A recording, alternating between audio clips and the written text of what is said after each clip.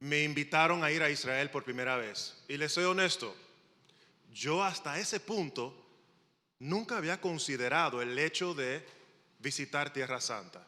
Para mí me parecía algo lejano, inclusive tal vez ni tan fundamental o relevante para mi propia fe. Pues yo dije, ya yo tengo la palabra del Señor, tengo a Cristo en mi vida, ¿para qué necesito yo viajar a otro país? Pero en ese primer viaje, wow, cómo el Señor me despertó. Y Él no esperó que yo pasara ni un día, ni 2 días, ni 3 días en Israel.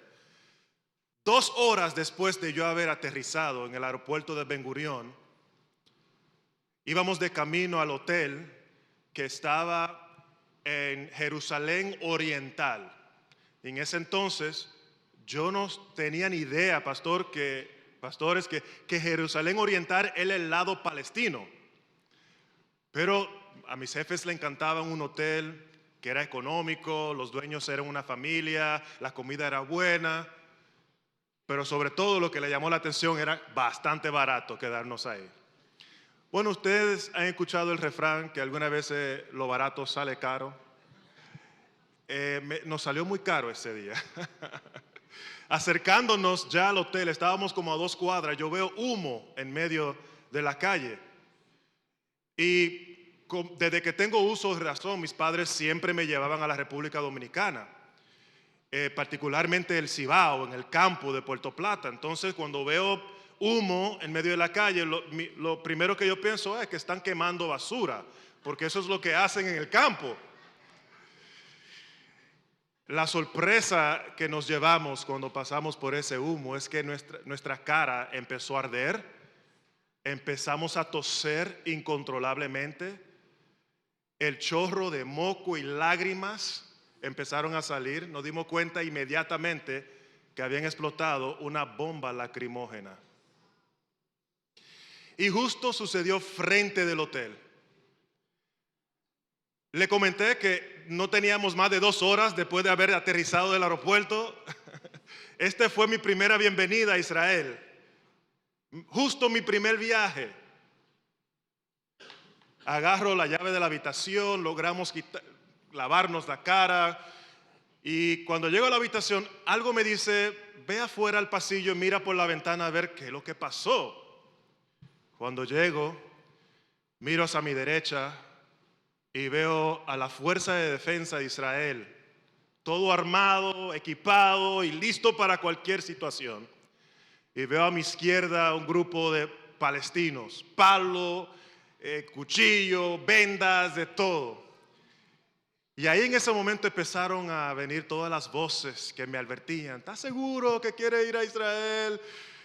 No sé, porque justo en ese entonces fue el 2014, también se había logrado en ese momento un cese al fuego. Inclusive, octubre 7 fue una violación al cese al fuego que sucedió en el 2014. Pero a pesar del cese al fuego, todavía había tensiones en el terreno. Y ahí empezaron todas esas voces a recordarme, 2 meses antes de tu matrimonio, no, tal vez no es el mejor momento. Pero hubo una voz más poderosa. Una voz que me dijo, este es mi pueblo. ¿Querías Israel? Toma Israel. Esta es la realidad que nadie ve. En ese momento Israel dejó de ser un tema meramente teológico o un ejercicio académico.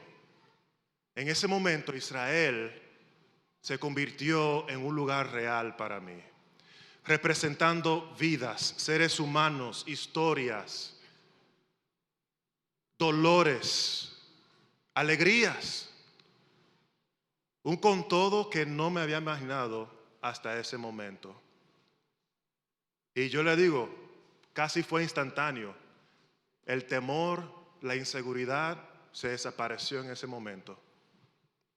Y pasamos 7 días maravillosos. Inclusive ya tengo más de 55 viajes a Israel en 11 años. Y es la única vez que me había pasado eso. Justo mi primer viaje a Israel. lo tomo como un mensaje divino, que el Señor me estaba tratando de enseñar algo. Y gracias a Dios, a lo largo de estos años hemos trabajado con múltiples iglesias, especialmente aquí en CCI, con los pastores Dos Santos. Y hemos tenido el privilegio de poder extraer un poco de ese momento que yo viví para cada iglesia, cada comunidad. Porque si no estamos informados, no vamos a poder orar de manera eficiente. Orar dirigiendo nuestras oraciones al raíz del problema. Claro, podemos orar en términos generales, pero cuando tienes rostros, cuando conoces historias, esa oración coge otra forma. El corazón tuyo palpita de una manera diferente por esas vidas. Y eso es lo que queremos en nuestro trabajo y continuaremos trabajando. Pero en eso le digo que tenemos oportunidades, hemos llevado pastores, hacemos viajes, inclusive hicimos 6 viajes aún después de octubre 7, porque hoy es día de misiones, ¿no es cierto? Y nosotros apoyamos a misioneros que vayan al Amazonas, que vayan a Irán, que vayan a esos lugares, pero le tenemos miedo a ir a Israel. Yo le pregunté a un director misionero, director de una organización de misiones, y yo le pregunté a él, ¿cuánto de los esfuerzos del apoyo que ustedes hacen en misiones hacen para Israel? Y yo no sabía que él era el director de una asociación de misiones. Él me dijo, bueno, te lo digo como director de asociación de misiones y yo sé que hay 0 esfuerzo. Pero Pablo dijo que el evangelio es primeramente para el judío y después al gentil. Pero hemos hecho la inversa de ese método misionero de Pablo.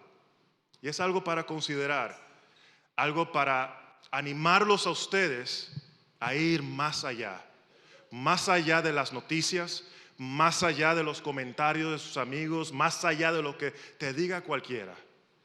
Hay que ascender y no quedarnos atrapados por un lado o por el otro, sino entender que a quien seguimos es a Dios.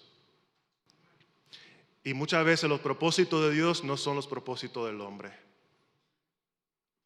Con eso yo quiero dirigir su atención al Evangelio de Mateo, capítulo 14. Y vamos a leer del versículo 22 al 23. Me estaba contando la pastora que ya han estado hablando del tema del discipulado. Cuando me dieron la invitación a predicar, yo no sé por qué, pero ya yo tenía en mente el mensaje. Y cuando ella me dijo de lo que ya estaban hablando, fue una afirmación total. Este pasaje es muy especial para mí. Lo he oído miles de veces, pero no fue hasta que lo estudié que empecé a leerlo de manera diferente. Y empecé a entender un poco mejor el corazón de Cristo para sus discípulos. Vamos a leer Mateo capítulo 14 y leeré del versículo 22. Lo voy a leer hasta versículo 33 para tener todo el contexto. Y luego vamos a orar. Enseguida Jesús hizo a sus discípulos entrar en la barca e ir delante de él a la otra ribera, entre tanto que él despedía a la multitud. Despedida la multitud, subió al monte a orar aparte. Y cuando llegó la noche, estaba allí solo. Y ya la barca estaba en medio del mar, azotada por las olas, porque el viento era contrario. Mas a la 4ª vigilia de la noche, aproximadamente 3 de la mañana, porque el viento era contrario, Jesús vino a ellos andando sobre el mar. Y los discípulos, viéndole andar sobre el mar, se turbaron diciendo, ¡un fantasma! Y dieron voces de miedo. Pero enseguida Jesús les habló diciendo: tened ánimo, yo soy, no temáis. Entonces le respondió Pedro y dijo: Señor, si eres tú, manda que yo vaya a ti sobre las aguas. Y él dijo: ven. Y descendiendo Pedro de la barca, andaba sobre las aguas para ir a Jesús. Pero al ver el fuerte viento tuvo miedo, y comenzando a hundirse, dio voces diciendo: Señor, sálvame. Al momento Jesús, extendiendo la mano, asió de él y le dijo: hombre de poca fe, ¿por qué dudaste? Y cuando ellos subieron en la barca, se calmó el viento.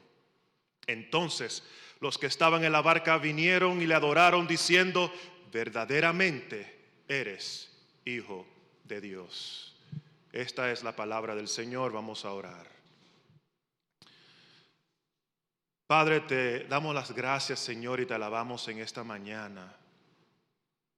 Como así hemos cantado, Señor, tú eres la verdad.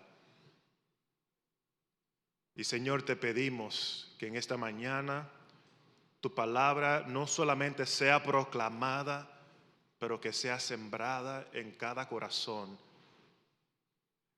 Que no solamente se quede tu palabra aquí, sino que se vaya con nosotros a cada hogar, a cada trabajo, a cada escuela, a cada circunstancia, Señor, en el cual tenemos que enfrentar después que salgamos de estas puertas. Te pedimos tu bendición, Señor. Te pido por tu gracia. A pesar de mis deficiencias y mis imperfecciones, que tu palabra sea proclamada, Señor, lleno de tu espíritu, de nuevo y convicción. Te lo pedimos en el nombre de Jesús. Amén. El mensaje de hoy lleva por título: El camino a un discipulado verdadero. El camino a un discipulado verdadero. Cuando nos acercamos a este pasaje, nos encontramos con una verdad difícil de aceptar. La vida cristiana no es simplemente caminar con Jesús en momentos de abundancia y provisión. El verdadero discipulado se demuestra cuando Él mismo nos ordena subir a la barca y remar contra el viento. Nos enseña este pasaje algo fuerte, que a veces Cristo nos conduce al peligro. Esto no es un camino de arcoíris y rosas nada más. Seguir a Cristo implica mucho riesgo. Cristo dijo que el que no se separa de padre y madre no es digno de seguirme a mí. ¿Por qué? No es que Cristo no quiere que te confronte con tus padres, pero a veces, y lo vemos en las conversiones musulmanes, por ejemplo, son rechazados por sus padres. Y esa relación familiar alguna vez es más fuerte que nuestra relación con Cristo. Y Cristo dijo: si tú no eres capaz de romper esas cadenas para seguirme a mí, no eres capaz de seguirme. ¿Por qué? Porque es que Cristo desea conducirnos al peligro. Primero, para revelar lo que hay dentro de tu corazón y el mío. Hombre de poca fe, ¿por qué dudaste? ¿Cuál es la raíz de nuestras dudas y temores? Segundo, en medio de esas tormentas, Cristo quiere mostrarnos su gloria. En medio de las dudas y los temores, el Señor manifiesta su poder para que nosotros lo tengamos claro, que en Él podemos confiar. De esa manera, Él forma en nosotros un verdadero discipulado. La promesa es esta: aunque las olas rugen, el Señor de las olas está con nosotros. Ahora, ¿cómo sucede esto en nuestro texto? Nuestro texto nos lleva a un movimiento de tres etapas hacia un discipulado verdadero. Primero, de la provisión al peligro. Cristo inicia nuestra fe con provisión. Segundo, del peligro a la prueba. Cristo purifica nuestra fe con las pruebas. Tercero, de la prueba a la presencia de Cristo. Cristo perfecciona nuestra fe con su presencia. Vamos a la primera etapa, de la provisión al peligro. El Evangelio dice: enseguida Jesús hizo a sus discípulos entrar en la barca. La palabra original para hacer significa forzar, constreñir, obligar. Por ejemplo, en la parábola de la gran cena, dijo el Señor al siervo: ver por los caminos y por los vallados y fuérzalos a entrar, para que se llene mi casa. En la defensa de Pablo en Roma, cuando es confrontado con resistencia por parte de sus compatriotas judíos, dice Pablo: pero oponiéndose los judíos, me vi obligado a apelar a César. En otras palabras, escuche bien, mis hermanos, Jesús obligó, forzó a sus discípulos a separarse de él. La Nueva Traducción Viviente lo traduce: Jesús insistió en que sus discípulos subieran a la barca. Otros usan la palabra ordenó o constriñó. Y dice el texto que esto sucedió justo después del milagro de la alimentación de los 5,000. La implicación es esta, mis hermanos: Cristo intencionalmente llevó a sus discípulos de la provisión del pan al peligro del mar. De la provisión espiritual que Cristo le ofrecía en cada momento, desde el momento que lo llamó. En ese momento, Cristo dijo: sepárate de mí y súbete a la barca. ¿Por qué?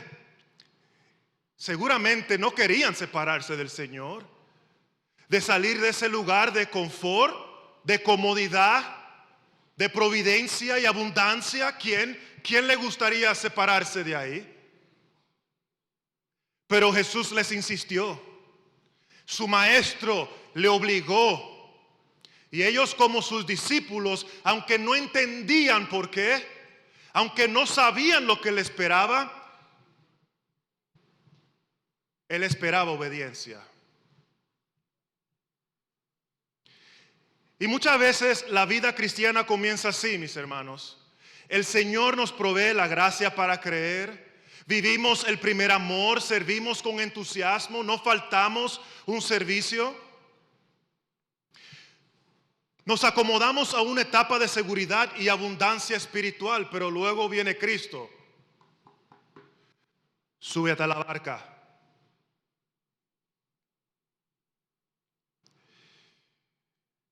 Y es una decisión difícil. No es una decisión fácil. Tenemos que estar dispuestos de sacrificar nuestra comodidad para un llamado de sacrificio y sufrimiento.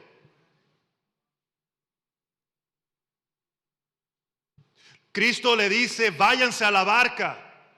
Porque el llamado y el seguir a Cristo no se trata de sus discípulos. Se trata de Él. La salvación no es un fin en sí mismo, mis hermanos. Es apenas el inicio de un propósito mucho mayor que nosotros. ¿Qué dice la Biblia en Efesios capítulo 2, del 8 al 10? Porque por gracia sois salvo por medio de la fe, no por obras para que nadie se gloríe. ¿Por qué? Porque somos hechura suya, creados en Cristo Jesús para buenas obras, las cuales Dios preparó de antemano para que anduviésemos en ellas. La salvación es el inicio. Las buenas obras y los propósitos divinos de Dios son la meta. Y escucha bien, si ese propósito implica peligro, sufrimiento, sacrificio, ¿sabes qué? Igual debemos obedecer. Pablo lo ilustra de una manera poderosa en su vida. Hechos capítulo 20, del 22 al 24, Pablo tiene su última reunión con sus obispos. Y él le dice que él tiene que ir a Jerusalén.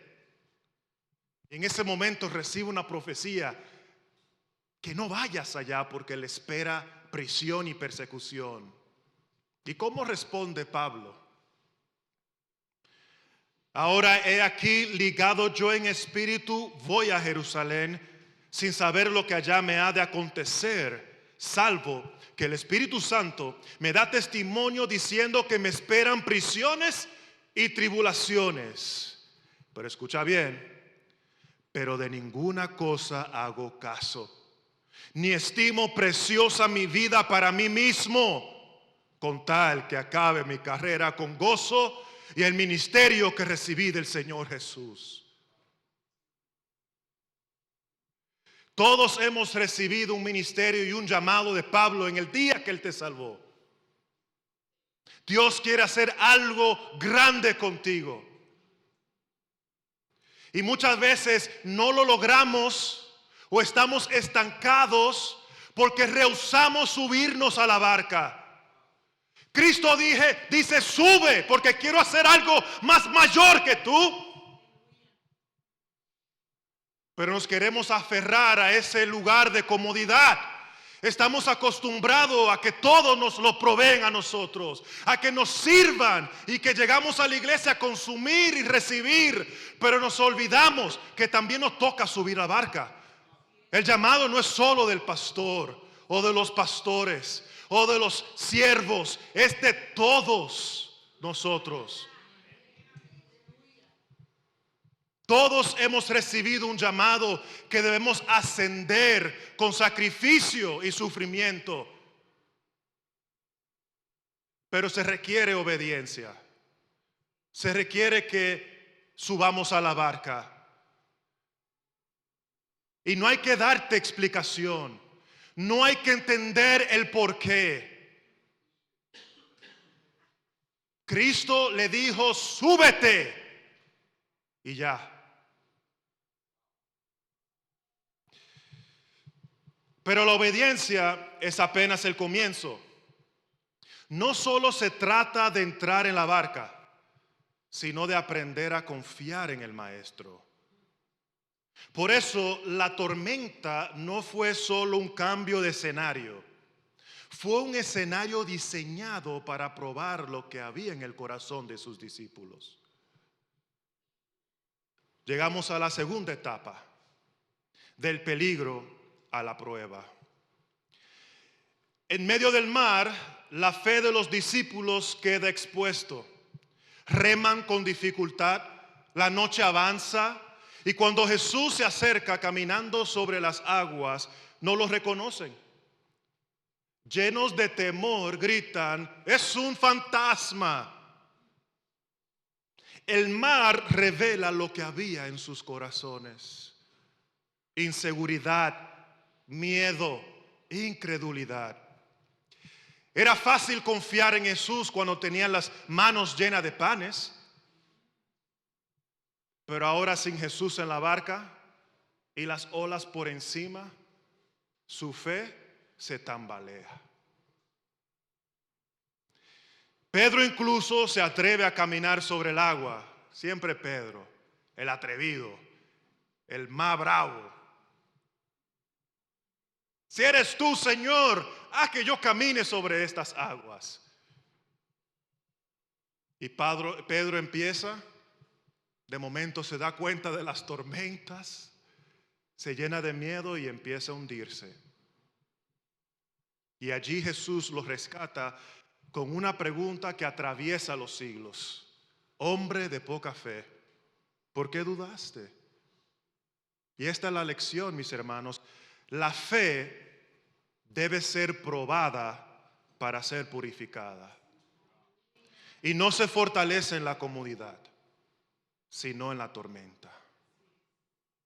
El oro no se afina si no es a través del fuego.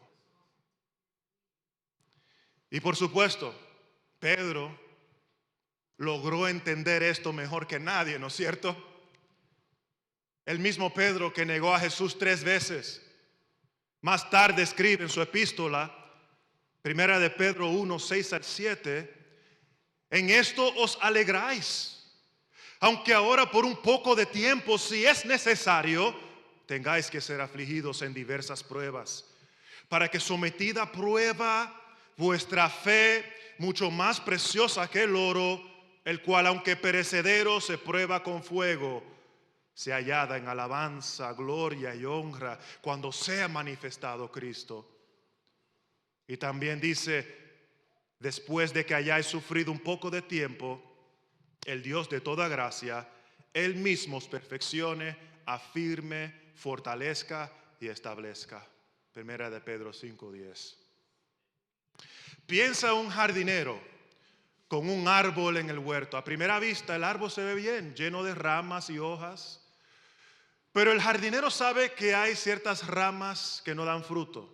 Hay otras que están secas. Y hay otras que no permite la fuerza necesaria para el árbol poder crecer con vigor.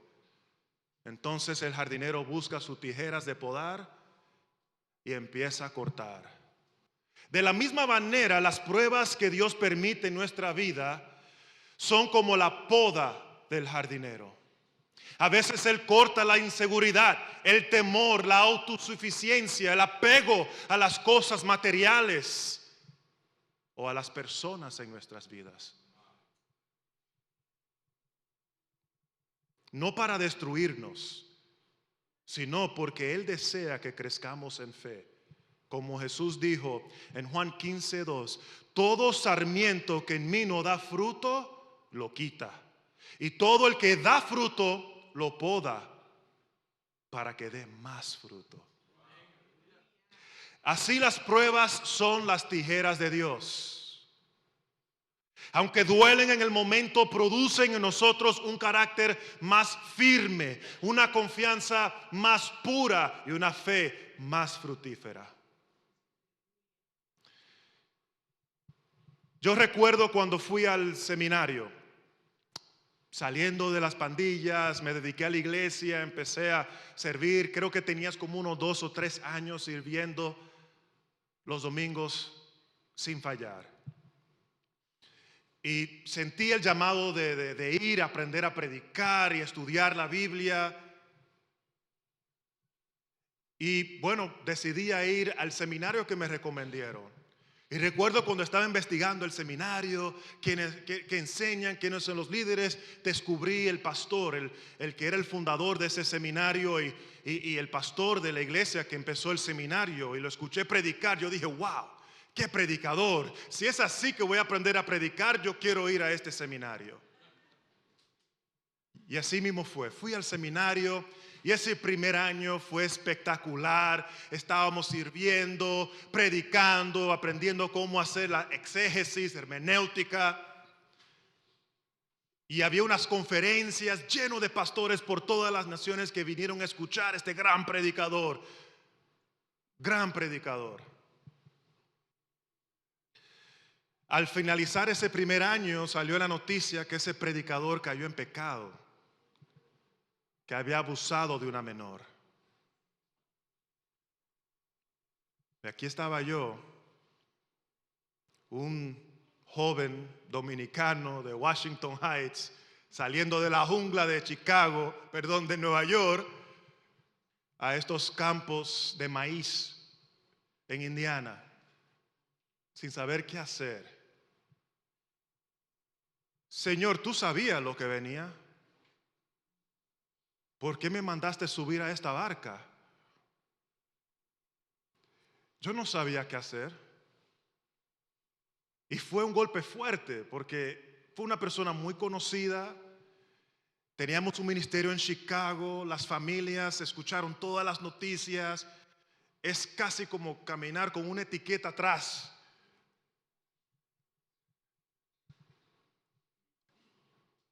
Pero aunque estaba en medio de esa tormenta, y déjame decirte, muchos jóvenes se fueron.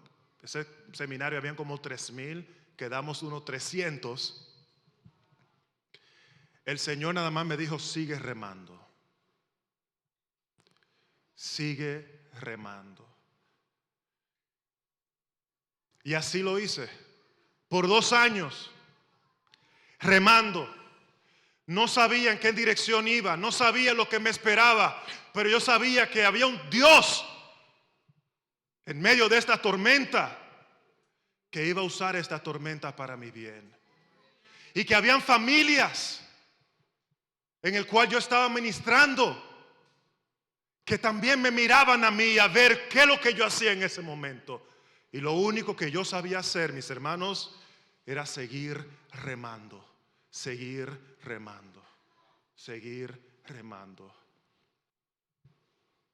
Muchas veces nos encontramos en momentos así y lo primero que queremos hacer es huir, correr. Nos encontramos el camino muy difícil, demasiado fuerte para confrontar. Y el Señor nos quiere decir: sigue remando, no te detengas, no te regreses, sigue remando, no pares, cueste lo que cueste.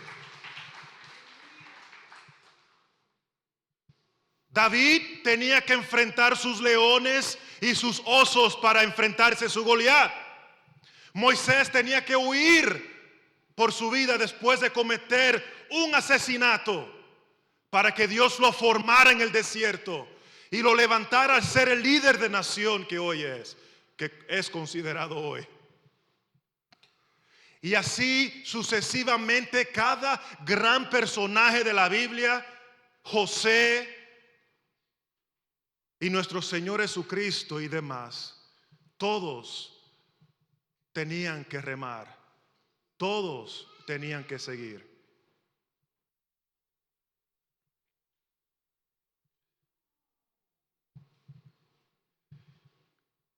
¿Cuál debe ser entonces nuestra actitud ante las pruebas? La Biblia nos llama, 1, a verlas de manera diferente que el mundo, y 2, a responder distinto a como lo hicieron los discípulos aquella noche. El mundo enfrenta las pruebas con desesperación porque no le encuentra razón, no le encuentran propósito. Los discípulos reaccionaron con miedo, inclusive hasta gritando un fantasma. Pero a nosotros se nos invita a otra postura. Ver en la tormenta la mano de Dios obrando para purificar nuestra fe y llevarnos a madurez. Por eso Santiago escribe: hermanos míos, tened por sumo gozo cuando os halléis en diversas pruebas, sabiendo que la prueba de vuestra fe produce paciencia, mas tenga la paciencia su obra completa, para que seáis perfectos y cabales, sin que os falte cosa alguna. Y Pablo añade en Romanos: y no solo esto, sino que también nos gloriamos en las tribulaciones, sabiendo que la tribulación produce paciencia, y la paciencia carácter probado, y el carácter probado esperanza. Así que nuestra respuesta no debe ser como la de los discípulos en aquella noche, llenos de miedo, incapaces de reconocer al Señor en medio de la tormenta, sino con fe, reconociendo que el mismo Señor que permite la tormenta la usa para madurarnos, la usa para formar en nosotros carácter, perseverancia y esperanza.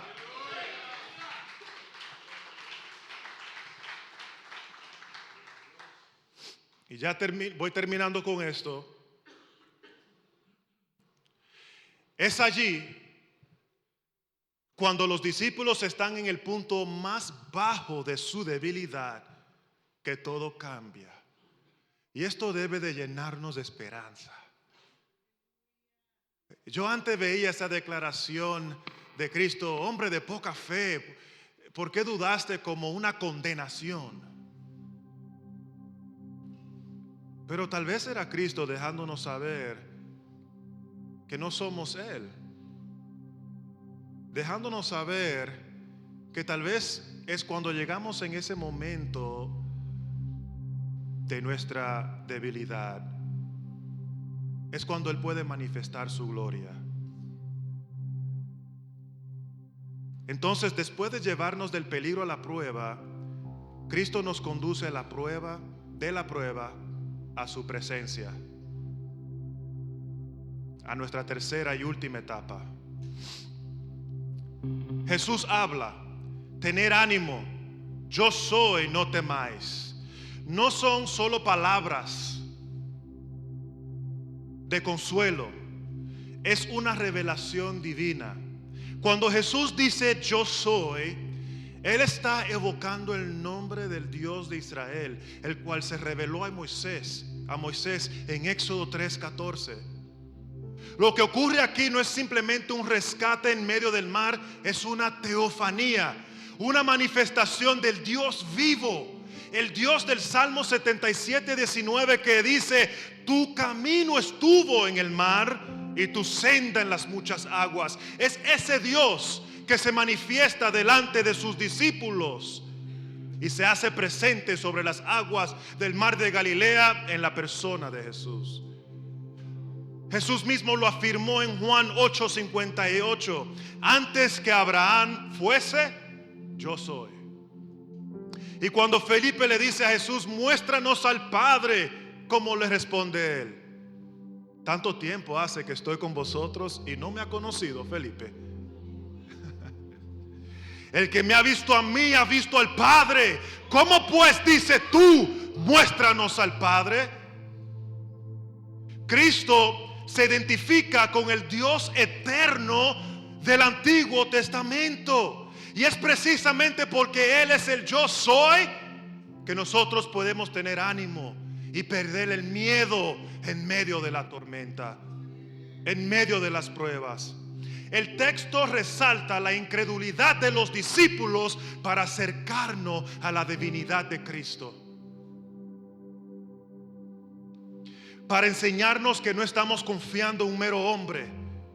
Nuestra fe en medio de la tormenta se ancla en el Dios que está por encima de la tormenta, en la persona de Jesús. Por eso Jesús puede decir con toda autoridad en Juan 14:1: no se turbe vuestro corazón, creéis en Dios, creed también en mí. Él no solo calma los mares, Él es el Dios del mar. No solo ofrece consuelo humano, ofrece la seguridad eterna del que yo soy está presente aún en medio de la tormenta. Y es así que vemos el camino hacia un discipulado verdadero. Cristo nos lleva de la provisión al peligro, del peligro a la prueba y de la prueba a una revelación más clara de su presencia. Versículo 33. Entonces que los que estaban en la barca vinieron y la adoraron, diciendo: verdaderamente eres hijo de Dios. Verdaderamente eres capaz de disipar las tormentas en nuestra vida. Verdaderamente eres capaz de usar el mal, el maligno y la maldad que usen en contra de tu pueblo para formar en nosotros una fe más perfecta. Verdaderamente tú eres el Dios de mi vida. Verdaderamente tú eres soberano. Verdaderamente puedo confiar en ti, aunque no entienda lo que esté pasando a mi alrededor. Verdaderamente el mismo Jesús que multiplica panes es también el que permite tormentas. Y en ambas circunstancias nos quiere enseñar lo mismo: a confiar en Él.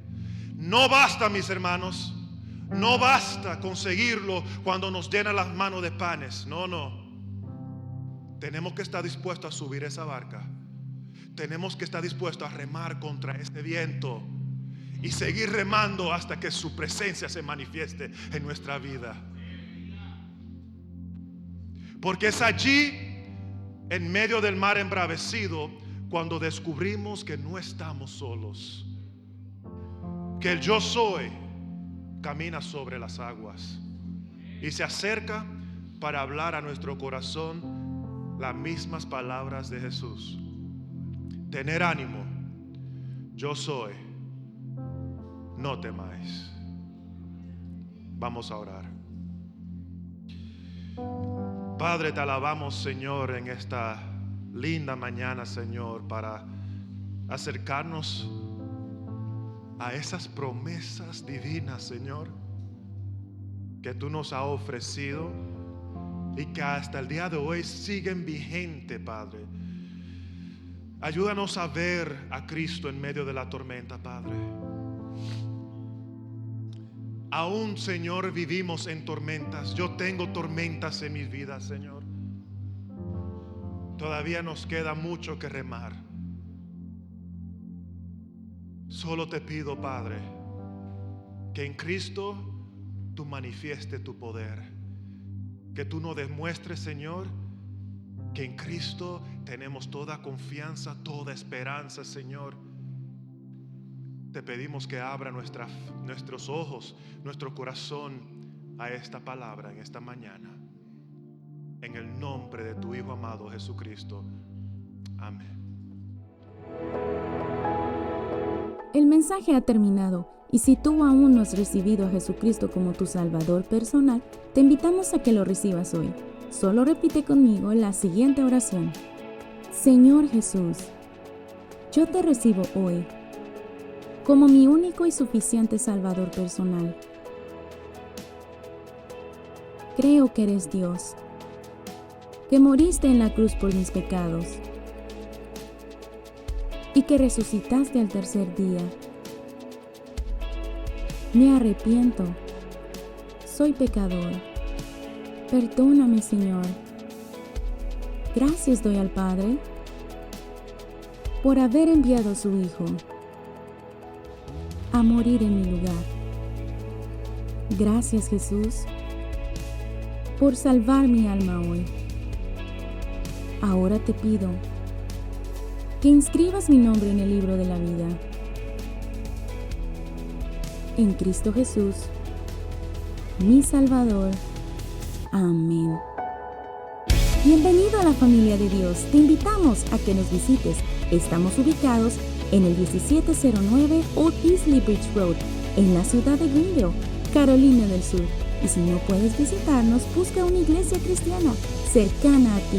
Recuerda, Dios tiene grandes propósitos para tu vida.